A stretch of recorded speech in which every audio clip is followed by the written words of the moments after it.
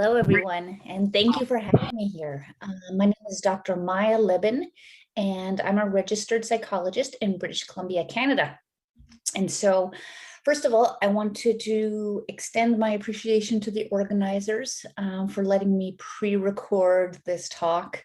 The time difference made it a little bit difficult, so I do appreciate that, although I would have loved to see you all in person.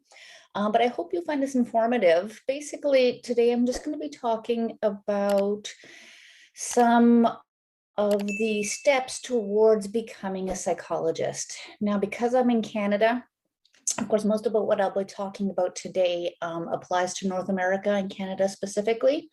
But generally, these concepts do translate across different countries. And so I thought maybe today I would start a little bit with some background on myself.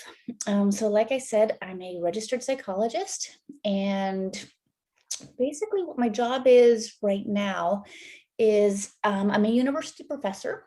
And so at the University of British Columbia, Okanagan, and I do that full time. And so there I am the director of the psychopathology, lifespan, and neuropsychology laboratory. So in my lab on campus, we study neuropsychological aspects of functioning. So that's things like stroke, traumatic brain injuries. We develop rehabilitation programs for these types of disorders. And I also study clinical aspects of functioning with a focus on cognitive function. And so what that means is we look at things like depression, anxiety, and eating disorders, and kind of look at the cognitive things that are associated with that. So things like attention, things like memory. And so I've been at UBCO for probably going on 9 years now. So it's been a while. I love my job there. And I kind of balance out that job with my own private practice. So I do private practice about a day to a day and a half a week. And it's a general practice. So I see all different kinds of people for therapy. So these are people with anxiety, with depression, with eating disorders. And I also have a primary focus in neuropsychology. And so there I do therapy with people with brain injuries. So these might be people who have suffered a concussion and have post-concussion syndrome, or other neuropsychological insults. And most of my practice is psychotherapy. I do some neuropsychological assessments as well. And so a neuropsychological assessment just looks at cognitive function, again, usually after something like a traumatic brain injury, like a stroke, things like that. Generally, the people that I see are people who have been in car accidents and are kind of trying to recover from the injuries sustained in the accident. And so that's kind of an overview, I think, of what I do. Of course, I also teach at the university. And so I teach Introduction to Psychology, which I love. I get to reach out to, so many interesting students. My classes tend to be quite big. I think this year, because it was online, it was over 500 students. And at the graduate level, I teach intervention, so psychological interventions. And there we talk about things like cognitive behavior therapy, as well as acceptance and commitment therapy. And so that's some background on me. I'll also talk a little bit, I guess, about my training background. So I am Canadian, and I was born in Montreal, Canada. For those of you who haven't been, it's a very beautiful place. And I did my undergraduate degree in psychology, and that was at the University of Alberta. So that's kind of in the middle of Canada. Originally, I was going to go into medical school. Then I decided I didn't love biology and physics that much. Actually, no, I like biology. I just didn't like physics. Didn't like chemistry either. And so moved away from that, but wasn't really sure what to study. And so I took some, archaeology courses, which I really liked, but figured it would probably be hard to get a job in archaeology. And then found psychology as kind of this middle ground between the arts and the sciences. I just absolutely fell in love with it. It's so interesting. And as an aside, it makes it such a pleasure to teach it now because it is, I mean, psychology is just inherently interesting. So I did my undergraduate degree. That was about 4 years. And then I took a little time between my undergraduate degree and my graduate degree to get some research experience. And so I worked in a laboratory in Ontario, and that was just under a year, probably. At that time, I applied to different graduate schools and I got accepted to McGill University, which is back in Montreal, where I'm from, which I was quite excited about. And there I studied clinical psychology. And if you do a full degree, you'll notice that some programs, they do a separate master's and a PhD. Some degrees, especially in clinical psychology, they'll kind of lump that together. So they'll put the master's and the PhD together, and then it's usually about a 6-year program. So in a clinical psychology PhD, you take a lot of courses on assessment, on therapy, on psychopathology. And then you also do rotations at different clinical locations. So I worked at all sorts of hospitals across Montreal under supervision. And this way you actually learn the theoretical aspects in the classroom, and then you actually get to go out and apply those while working with clients. So that was extremely rewarding. And then at the end of the PhD, and this is pretty much, I think, for all doctoral programs in clinical psychology, you do an internship, which is very, very much like a medical residency in medical school. So you apply to different locations, you get matched, and then you spend 1 year under supervision working full-time clinically. And so you get to accumulate quite a bit of clinical hours that way. And so finished my PhD. And then after that, some people go on to get registered as a psychologist to do private practice. I was a little interested in staying in academia, so I did a postdoctoral degree. And mine was more research focused. You can also do clinical postdoctoral degrees or fellowships. And it really depends on, the country in which you're practicing. It depends on the locations. I know in the US, doing clinical postdocs is much, much more common. It's less common in Canada. Here we do more research focused postdoctoral degrees. But I'm not quite sure what it's like in other countries. But I did mine at Harvard Medical School in Boston, which again, very lovely place if you get a chance to visit. And that was about, probably about 2.5 years, maybe 3 that I was there. And then at one point I decided probably time to, start making money, get a job. So I went onto the job market and applied to a couple of different locations and got an interview at the University of British Columbia. Came for the interview, loved it, and stayed. And so that's where I've been ever since. So I guess that gives you a little bit of the trajectory, at least here in North America, of clinical psychology. What you might have gathered in my description of that is that it is a lot of school. There is absolutely no question about it. So if you think about, other very sought after professions, like, I don't know, being a doctor, right, a lawyer, those actually tend to require less schooling than becoming a clinical psychologist. That's not true of if you're specializing as a medical doctor, right, then it's probably about the same. But if we add up all the school that I did after high school, it would be probably about 13 years. So quite a while. And that is something to consider for all sorts of different reasons, right? Financial reasons, interest reasons. And now, of course, that's not the only trajectory to become a psychologist or a clinical psychologist, but it's probably one of the more common ones. And so kind of recognizing that, there is a lot of school. And if you love it, that's okay, right? Okay, so that's the background on me. I wrote down a couple of notes here, so I remember things that I wanted to talk about. So maybe I'll move to kind of the field of psychology today and what that looks like, because psychology is actually a very broad topic. And so you can specialize in a lot of different things. As I was mentioning, I'm a clinical psychologist, and I also have specialties in neuropsychology, but there's all sorts of other topics that you can study. So I actually have a couple of slides here that I'm going to share with you. These are actually from my introduction to psychology class.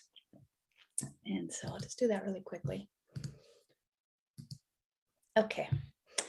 So what you see here is just kind of a breakdown of the subdisciplines of psychology, right? This is not completely exhaustive. There are other ones, but it gives you a lot of them, as well as how many people do different things. And so what you'll notice is within psychology, definitely the majority go into clinical psychology. Okay. As a clinical psychologist, you might work in private practice, you might work at a hospital, you might work at a university like I do, okay? So most of them are kind of broad clinical psychology.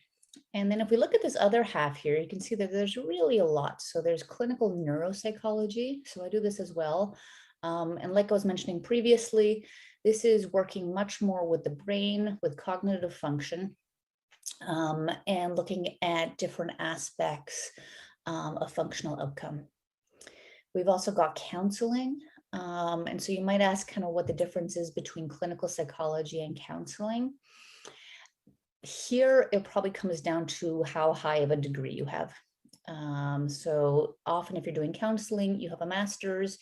If you're termed a clinical psychologist, you have a PhD. And I'll talk about that a little bit more in a second here too. Health psychology, right, actually pertains usually a little bit more to physical illnesses. We've got school and educational psychology. So these are psychologists who often work with in schools and with children. Cognitive psychologists are often researchers, and they look at cognitive functions. So things like memory, things like attention, executive function are all different aspects of cognition. Developmental psychologists typically look at development over the lifespan. So they'll look at, sometimes exclusively children, but not always. They might look completely across the lifespan. They might focus on older adults, younger adults, but the key word there is development. Experimental psychologist is a broad term for anybody who does research, typically within a university organization. Industrial or organizational psychologists, this is it's a newer field, probably the newest of the ones listed there. It's exceptionally interesting. And so these are psychologists who tend to work in larger companies, and they might be working with HR, for example, in terms of hiring practices. They might provide leadership consultations, for higher individuals in the company, right, to help them lead more effectively. It really is quite broad, but, recently very lucrative, if financial considerations are something, as they are for most people, right? And it's getting more and more popular, absolutely. Neuroscience, physiological, biological, again, is a little bit more focused on the biology aspects of psychology, right? Social and personality. So that's more looking at interactions between people, right? As well as individual personalities. And then we just have other here.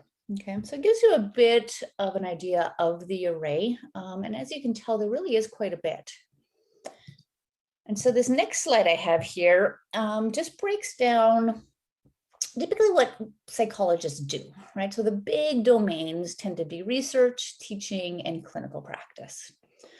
And so for psychologists who only work in research, right, this could be related to industry, right? You can get hired as a psychology to just do research within industry or government. If you're a psychologist within a medical school, often your activities are limited to research. You're not doing much of the other two. Teaching, of course, you can be an instructor, a sessional, as a part-time teacher, right? Even, a motivational speaker, something like that. And clinical practice is, of course, private practice, working in hospitals, working as a counselor. Now, some of the interesting things are where these overlap.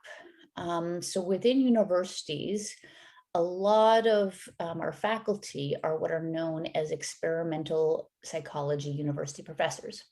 And so these are professors who aren't trained in clinical psychology, but rather are more trained on the research side. And they do both research, so having a lab, and will teach. Clinical consultants will often do research and have a clinical practice. Clinical counseling, sorry, that word is split there. So they may teach perhaps, part-time at a college and also have their own practice. And then of course, right in the middle here is you have clinical university professors. So that's quite similar to what I do. And these are people who have a clinical practice, who do research, and who also teach. Okay. So often people are very interested in what they can do with different degrees. Like I said, this is very specific to kind of Canada and North America. I'm not sure in other countries what types of credentials are necessary. But to give you a little bit of an example, with a bachelor's degree, so this is an undergraduate degree, these are the things that you might be able to consider, right? I wouldn't pay attention to social work there. I think these days that usually requires actually a master's degree. This is a little bit of an older figure, but you can see, case manager, copywriter, art therapist, things related to media, right? Public relations. If we go up to a master's degree, which in psychology is usually about 2 years. So these together, you're looking at about 6 years here. That's where you can start doing counseling. So you can't call yourself a psychologist, at least again in North America, but you can call yourself a counselor, and that can be pretty much any kind of counseling, right? So it might be marriage, it might be addictions, it might be rehab. And then finally, the doctoral degree gives you a whole host of other options here, right? This is when you get to put the doctor in front of your name and basically call yourself a psychologist. And so here is the list of what we saw in the previous slide. Okay. And now finally, employment by setting, just kind of where psychologists work. So you can see it's pretty evenly right over here. So majority work in private practice. And so this is where you're a business owner, you own your own business, or you work within a business. You see clients and you bill accordingly.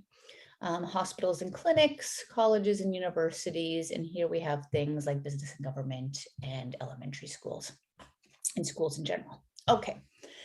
So that gives you a little bit of an idea of kind of where the psychologists are and what they are doing. Okay. So we've talked about my background. We've talked about some of the steps in becoming a psychologist, right? So we've talked about the undergraduate degree, which is usually 4 years. Master's is usually 2 years. And the PhD is usually another 4 years. And then afterwards, you can think about whether or not you want to do a postdoc. And again, in terms of whether the postdoc helps you out or not, it's very dependent on what kind of job you want to apply to. But by no means necessary. Okay. So what does a typical day look like for a psychologist? I guess mine's a little different again, because I do a lot of different things, but I'll tell you about my private practice days. I go to my office and I usually see about 7 clients a day. That's quite a high caseload. And I think I'm able to do that probably because I'm not doing it every day of the week. I think if you're doing the or if you're seeing clients 5 days a week, 7 would be a pretty high number, because you do need to manage the risk of burnout as a psychologist. So I do see 7, but like I said, I only do it a day to a day and a half a week. And my clients, like I was saying before, kind of a broad spectrum, both male, female, every ethnicity that you can think of. And they come in with various types of problems, right? Some of them more severe, some of them, looking for just a change in lifestyle, right? Some added direction. And so usually on the first session, we'll do a bit of an assessment, see what their needs are, and hopefully work with them to help them accomplish what it is that they're looking for. In terms of payments, it really varies. And so in Canada, a lot of people do have benefits through their employment, but psychology is not covered under our public health care. So some people have a certain amount that they could use for psychologists. Other people pay out of pocket if they're doing that. It is quite expensive. And so you kind of want to tailor your therapy accordingly. So if they're paying out of pocket and maybe don't have huge financial resources, giving them more to work on at home, right? And spacing the sessions out a little bit more. In terms of the university, my days are very, very variable there. I sit on lots of committees. Like I said, I teach, I do research. And so I could be doing all sorts of different things, which I love. It adds some variety in my days. And like I said, it's kind of offset by the clinical work in terms of one being able to inform the other. Excuse me. So yeah, so that's kind of what the day looks like. Overall, psychologists are usually rated with pretty high job satisfaction. It's much like other fields of healthcare. You never ask the question of whether you're helping people. You obviously are, and that definitely translates. A big problem, like I mentioned before, is burnout, especially if you're doing full-time private practice, and perhaps maybe you're specializing in something like trauma. That can be very, very difficult. And so it's extremely important for psychologists to manage burnout, to engage in self-care. It's something that we really highlight in our graduate training. For our new psychologists, is you really have to make sure to maintain that balance. Otherwise, you're not going to be able to help your clients. I always use the metaphor of, when you're on an airplane, they always say, if something happens, put on your own air mask before you put on someone else's.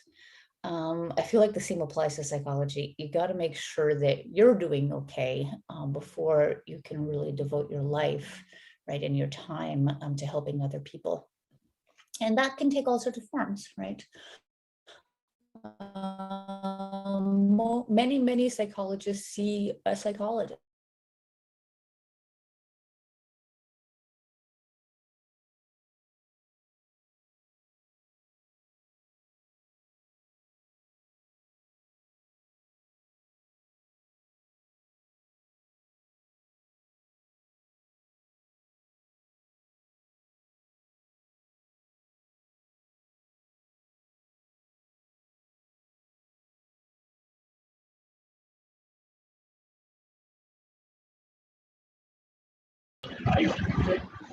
Hello everyone, just a minute. There is a technical issue and we are sorting it. Just stay tuned.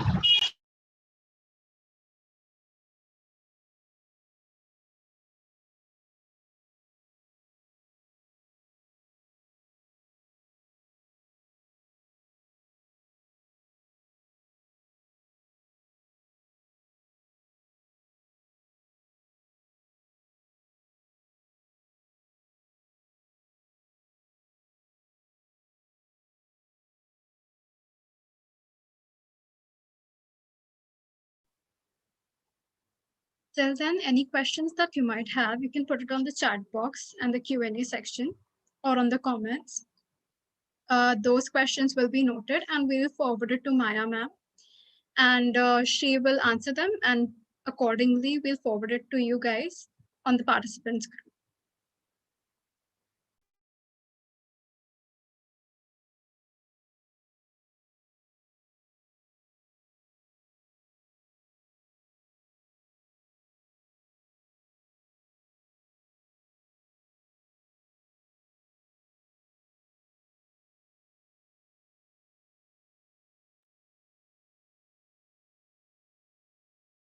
many psychologists see a psychologist just to kind of help balance things out.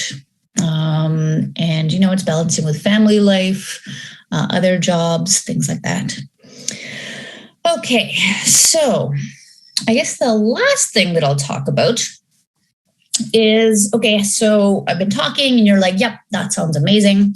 I want to be a psychologist. What do I do? Well, first you do a bachelor's in psychology, and usually bachelor's programs in psychology are quite large. Like I said at the beginning, psychology is inherently interesting, so we tend to have a lot of undergraduate students. Getting into graduate school, at least in North America, is really quite competitive in psychology. And often more so than, again, other degrees like medical school or law school. And the reason for that is that the classes in graduate school tend to be extremely small. So while a medical school class might be, 50 students, the average class of clinical psychologists, at least at my university, is usually around 6. And so that does make it very competitive. And the reason why they're so small is because there is a big focus on research. And so you need a supervisor, and it's kind of this one-to-one matching.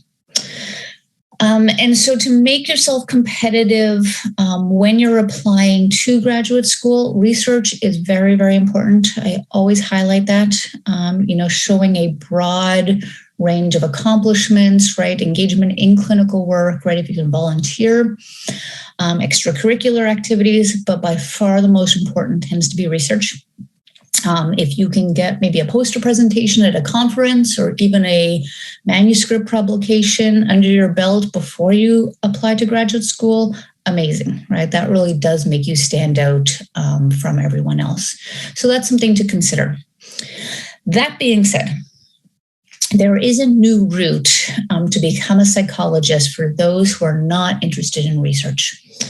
And so many people, right, they get their PhDs, which is very research heavy, and then they never do research again, right? They go into private practice. And so to kind of facilitate that route, we have now in North America what's called a PsyD. And so this is a shorter program. As opposed to 6 years, it's usually about 4. And it's just course-based and clinical experience-based. So there's no research component. And so you might be thinking, wow, that sounds great, amazing. The only caveat is, that these are all private schools. So they are not publicly funded universities. And so they do tend to be quite expensive. So that is something to consider. And so again, it's called a PsyD.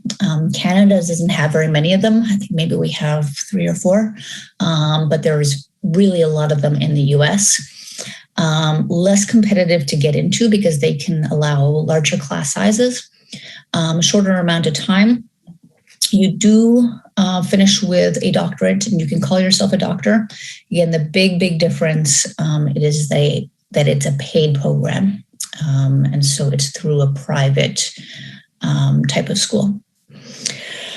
Okay, well, I can see I am running out of time here. So the last thing I'll just kind of mention is kind of where psychology is going in the future. We all know that many jobs are being automatized going forward. There's a scarcity of jobs. Psychology really is quite wonderful because people want to talk to other people, right? We're social animals. And so, a computer can't provide the kind of empathy that a psychologist probably can, hopefully. And so my belief is, and other people might believe different things, but my belief is that there will always be jobs for psychologists because we're having a larger and larger focus on mental health, mental well-being. And that typically comes from talking to other humans, right? So on that note, I will end because I see my 30 minutes is now up. I hope this was informative. And if anybody does have any questions, Happy to answer any. I think the organizers have my contact information. And I hope you enjoy the rest of the conference. Thanks, everyone. Bye.